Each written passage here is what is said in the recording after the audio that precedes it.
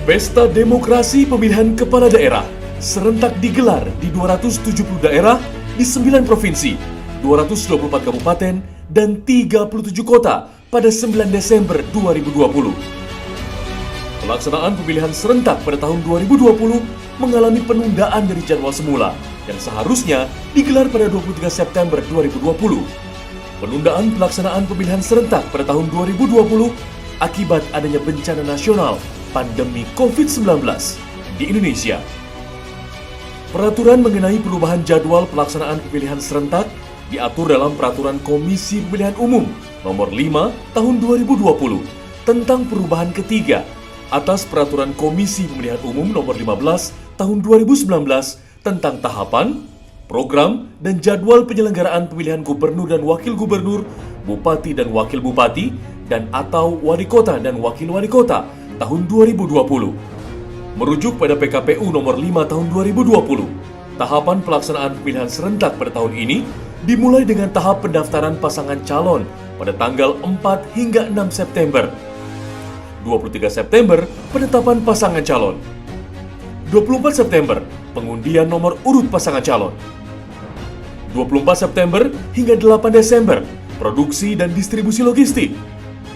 26 September hingga 5 Desember, tahapan kampanye dan debat publik. 6 Desember hingga 8 Desember, memasuki masa tenang. 9 Desember, pemungutan suara di TPS. 10 Desember hingga 20 Desember, penghitungan dan rekap suara. 26 Desember adalah pengumuman hasil rekapitulasi tingkat provinsi. Tahapan kampanye dan debat publik menjadi ajang bagi para kontestan pemilihan dan tim sukses saling beradu gagasan dan melancarkan strategi jitu untuk meraih suara terbanyak untuk memenangkan calonnya. Tak jarang kontestan pemilihan menghalalkan segala cara dan rentan terjadi kecurangan dalam penyelenggaraan pemilihan. Begitu antusiasnya tim sukses pasangan calon dalam adu gagasan ajang kampanye demi meraih simpati pemilih, proses pesta demokrasi kerap dinodai dengan temuan-temuan tindak pidana pemilihan, seperti kampanye hitam ujaran kebencian, praktik politik uang, kecurangan logistik, dan kasus pidana pemilihan lainnya yang dapat mencoreng sistem demokrasi dan menimbulkan gangguan keamanan dan ketertiban masyarakat. Sejatinya, pemilihan kepala daerah merupakan sarana penunjang dalam mewujudkan sistem ketatanegaraan secara demokratis guna memilih pemimpin yang sesuai pilihan rakyatnya. Untuk itu, perlu dilakukan pengawasan dan penegakan hukum agar pelaksanaan pemilihan dilakukan secara jujur dan adil. Salah satunya adalah melalui Sentra Gakumdu sebagai wadah penanganan pelanggaran tindak pidana pemilihan. Sesuai amanat pasal 152 ayat 4 Undang-Undang 10 tahun 2016, sebagaimana perubahan terakhir dengan Perpu nomor 2 tahun 2020 menyebutkan bahwa Sentra Gakumdu diatur dalam peraturan bersama antara Ketua Badan Pengawas Pemilu, Kepala Kepolisian RI, dan Jaksa Agung RI. Sentra Penegakan Hukum Terpadu Gakumdu bertujuan dalam pembentukan kesepakatan penyelesaian masalah dan menemukan solusi yang tepat, terutama untuk tindak pidana pemilihan pada pemilihan serentak 2020. Dan pola penanganan tindak pidana pemilihan yang ditangani bersama oleh Badan Pengawas Pemilu, Kepolisian Negara Republik Indonesia, dan Kejaksaan Agung Republik Indonesia.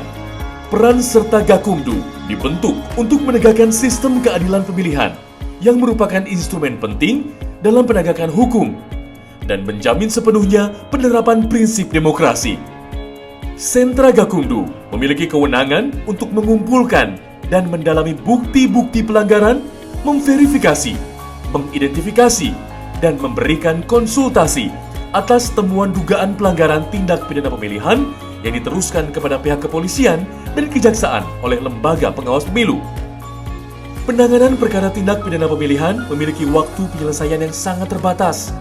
Dari pemeriksaan berkas dan saksi di pengawas pemilu, proses penyidikan, hingga proses putusan. Sinergitas Sentra Gakumdu dibutuhkan secara maksimal agar penyelesaian kasus dapat dilakukan tepat waktu.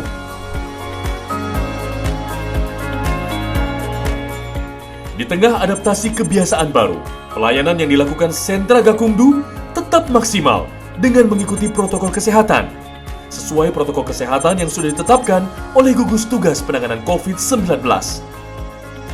Warga negara Indonesia yang memiliki hak pilih pada pemilihan setempat, pemantau pemilihan, atau peserta pemilihan sebagai pelapor dapat menyampaikan dugaan tindak pidana pemilihan di kantor Bawaslu di seluruh daerah yang menggelar pemilihan serentak.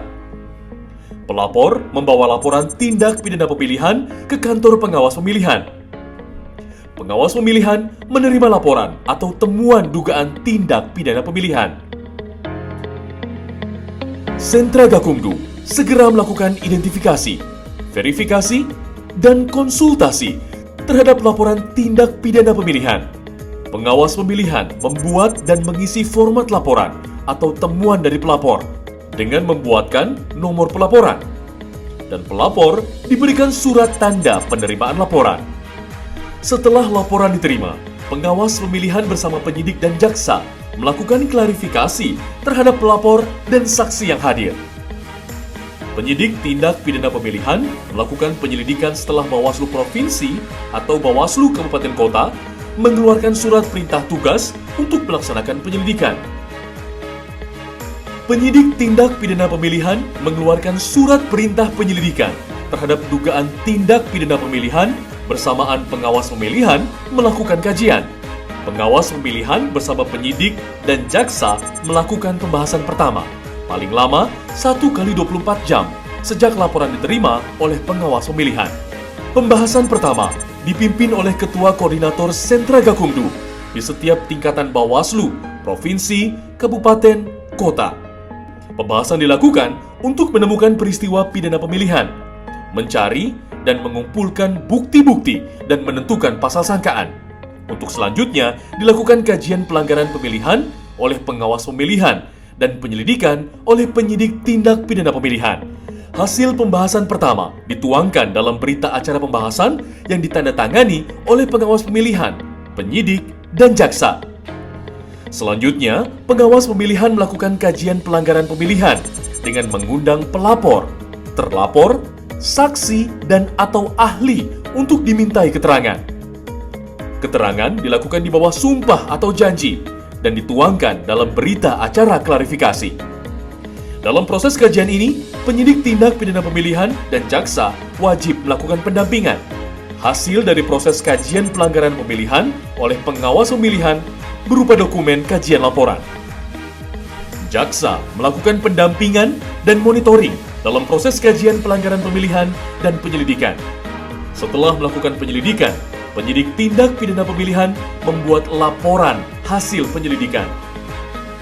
Pengawas pemilihan, penyidik tindak pidana pemilihan, dan jaksa pada Sentra Gakumdu melakukan pembahasan kedua paling lambat 5 hari sejak laporan diterima pengawas pemilihan. Pembahasan kedua dipimpin oleh Ketua Koordinator Sentra Gakumdu untuk menentukan laporan atau temuan tersebut apakah merupakan dugaan tindak pidana pemilihan atau bukan, dengan didukung minimal 2 alat bukti. Pembahasan wajib dihadiri oleh pengawas pemilihan, penyidik, dan jaksa untuk membahas kajian pengawas pemilihan dan laporan hasil penyelidikan.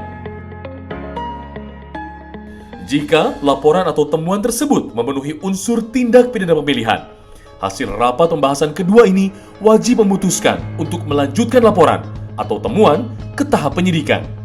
Jika dalam laporan atau temuan tidak memenuhi unsur tindak pidana pemilihan, maka pembahasan memutuskan untuk menghentikan penanganan laporan atau temuan. Hasil pembahasan kedua, kajian dan laporan hasil penyelidikan menjadi dasar pengawas pemilihan memutuskan dalam rapat pleno. Rapat pleno memutuskan laporan atau temuan penanganan pelanggaran dilanjutkan ke tahap penyidikan atau dihentikan dengan memberitahukan kepada pelapor alasan penghentian melalui surat. Pelanggaran pemilihan yang ditingkatkan ke tahap penyidikan, pengawas pemilihan meneruskan laporan atau temuan kepada penyidik Polri dan menerbitkan surat perintah tugas untuk melaksanakan penyidikan yang ditandatangani oleh Ketua Bawaslu sesuai tingkatan daerah.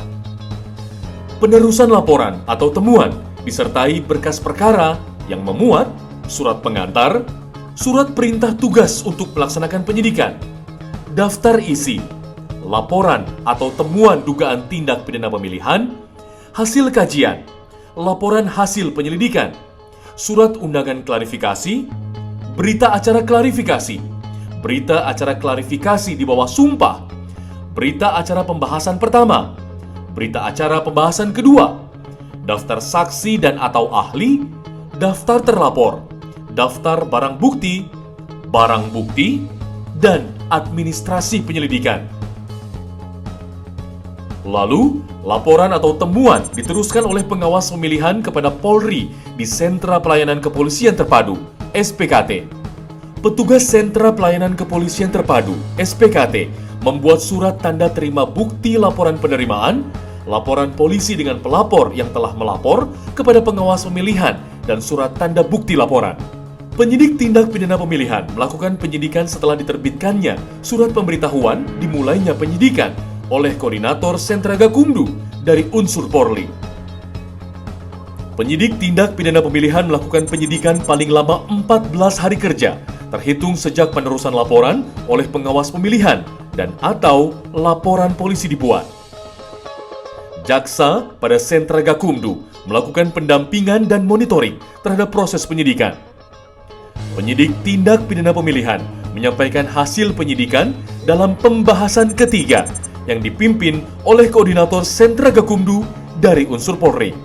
Pembahasan ketiga dilakukan selama proses penyidikan berlangsung yang dihadiri oleh pengawas pemilihan, penyidik, dan jaksa. Pembahasan ketiga dapat menghasilkan kesimpulan berupa penyerahan berkas perkara kepada penuntut umum. Hasil pembahasan ketiga dituangkan dalam berita acara yang ditandatangani oleh pengawas pemilihan, penyidik, dan jaksa. Penyidik tindak pidana pemilihan menyampaikan hasil penyidikan disertai berkas perkara kepada penuntut umum paling lama 14 hari kerja terhitung sejak penerusan laporan oleh pengawas pemilihan dan atau saat laporan polisi dibuat. Jika hasil penyidikan belum lengkap, penuntut umum diberikan waktu 3 hari kerja untuk mengembalikan berkas perkara kepada penyidik disertai dengan petunjuk. Penyidik mengembalikan berkas perkara kepada penuntut umum paling lama 3 hari kerja setelah melaksanakan penyidikan tambahan sesuai petunjuk penuntut umum. Penyerahan dan pengembalian hasil penyidikan berupa berkas perkara dilakukan di Sentra Gakumdu. Selanjutnya, penuntut umum membuat rencana dakwaan yang ditandatangani oleh Gakumdu dari unsur kejaksaan sebagai pertimbangan pemberian P21. Setelah berkas dinyatakan lengkap, jaksa mengeluarkan P21. Penyidik menyerahkan tersangka dan barang bukti kepada jaksa. Selanjutnya, berkas perkara beserta surat dakwaan dilimpahkan ke Pengadilan Negeri paling lama 5 hari kerja sejak berkas perkara diserahkan oleh penyidik tindak pidana pemilihan tahap 2 dengan surat pengantar pelimpahan yang ditandatangani oleh pembina Sentra Gakumdu dari unsur kejaksaan sesuai tingkatan.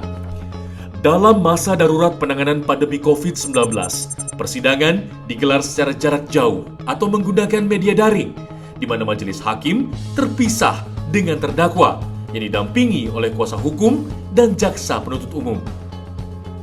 Setelah putusan pengadilan dibacakan, penuntut umum melaporkan kepada pembina Sentra Gakumdu dari unsur kejaksaan.